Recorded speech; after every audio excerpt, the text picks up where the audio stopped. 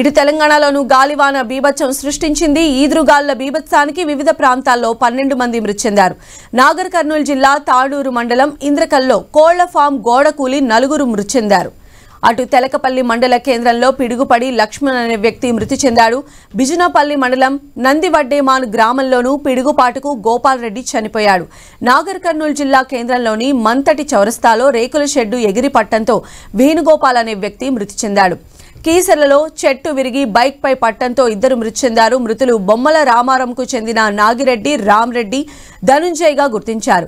ఇటు Miyapur police station పరిధిలోని హఫీజ్పేట సాయినగర్లో ఓ ఇంటి రేకులపైన ఇటుకలు కూలి పట్టంతో 3 ఏళ్ల బాలుడు మృతి చెందాడు. ఘట్కేసర్, కీసరతో పాటు పలు ప్రాంతాల్లో చెట్లు, విద్యుత్ స్తంభాలు కూలిపోయాయి.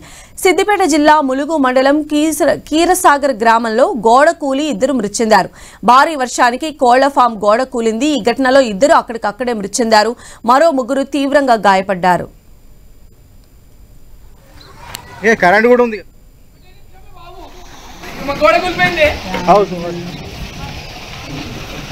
మొత్తం